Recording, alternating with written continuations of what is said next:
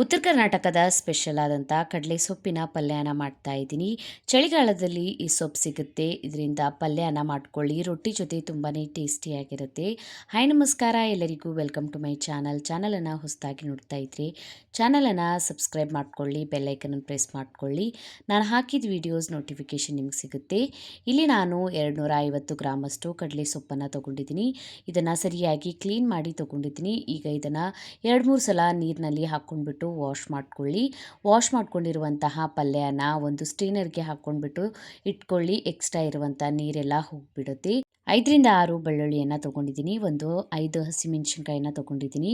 ಇದನ್ನು ತರಿತರಿಯಾಗಿ ಕುಟ್ಕೋತೀನಿ. ನೀವು ಬೇಕಾದರೆ ಇದನ್ನು ಮಿಕ್ಸಿ ಜಾರಿಗೆ ಹಾಕ್ಕೊಂಡ್ಬಿಟ್ಟು ಪೇಸ್ಟ್ ಕೂಡ ಮಾಡ್ಕೊಳ್ಬೋದು. ತರಿತರಿಯಾಗಿ ಕುಟ್ಕೊಳ್ಳಿ, ಟೇಸ್ಟ್ ಚೆನ್ನಾಗಿ ಬರುತ್ತೆ. ಇದನ್ನು ಮಾಡೋದಕ್ಕೆ ಈಗ ನಾನು ಪ್ಯಾನನ್ನು ಬಿಸಿ ಮಾಡೋದಕ್ಕೆ 3 ಟೇಬಲ್ ಸ್ಪೂನಷ್ಟು ಎಣ್ಣೆನ ಹಾಕ್ಕೊಂಡಿದ್ದೀನಿ.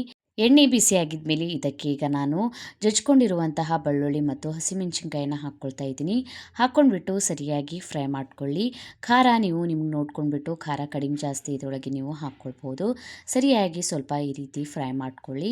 ಇದಕ್ಕೆ ಈಗ ಅರ್ಧ ಟೇಬಲ್ ಸ್ಪೂನಷ್ಟು ಅರಿಶಿಣದ ಪುಡಿಯನ್ನು ಹಾಕ್ಕೊತಾ ಇದ್ದೀನಿ. ಅರಿಶಿಣದ ಪುಡಿಯನ್ನು ಹಾಕ್ಕೊಂಡ್ಬಿಟ್ಟು ಸರಿಯಾಗಿ ಇದನ್ನು ಮಿಕ್ಸ್ ಮಾಡ್ಕೊಳ್ಳಿ. ಈಗ ಇದಕ್ಕೆ ನಾವು ವಾಶ್ ಮಾಡ್ಕೊಂಡಿರುವಂತಹ ಕಡಲೆ ಸೊಪ್ಪನ್ನು ಹಾಕ್ಕೊಳ್ಬೇಕು. ತುಂಬ ಸಿಂಪಲ್ ಆಗಿದೆ ರೆಸಿಪಿ, ಆದರೆ ಟೇಸ್ಟ್ ಮಾತ್ರ ತುಂಬ ಚೆನ್ನಾಗಿರುತ್ತೆ. ಈಗ ಇದಕ್ಕೆ ರುಚಿಗೆ ತಕ್ಕಷ್ಟು ಉಪ್ಪನ್ನು ಸೇರಿಸ್ಕೊಳ್ಳಿ.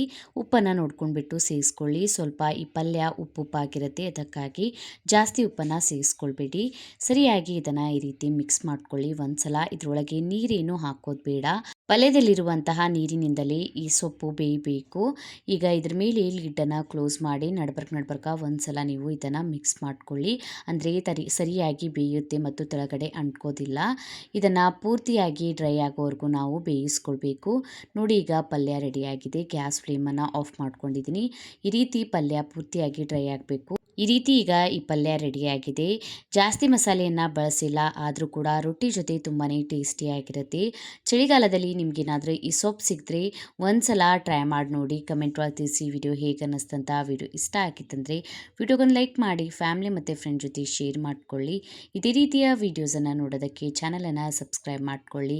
ಬೆಲ್ ಐಕನನ್ನು ಪ್ರೆಸ್ ಮಾಡ್ಕೊಳ್ಳಿ. ನಾನು ಹಾಕಿದ ವೀಡಿಯೋಸ್ ನೋಟಿಫಿಕೇಷನ್ ನಿಮ್ಗೆ ಸಿಗುತ್ತೆ. ನೀವು ಇನ್ಸ್ಟಾಗ್ರಾಮ್ ಮತ್ತು ಫೇಸ್ಬುಕ್ ಪೇಜಿಗೂ ಫಾಲೋ ಮಾಡ್ಕೊಳ್ಬೋದು. ಲಿಂಕನ್ನು ನಾನು ನನ್ನ ಡಿಸ್ಕ್ರಿಪ್ಷನ್ ಬಾಕ್ಸ್ನಲ್ಲಿ ಕೊಟ್ಟಿರ್ತೀನಿ. Thank you for watching.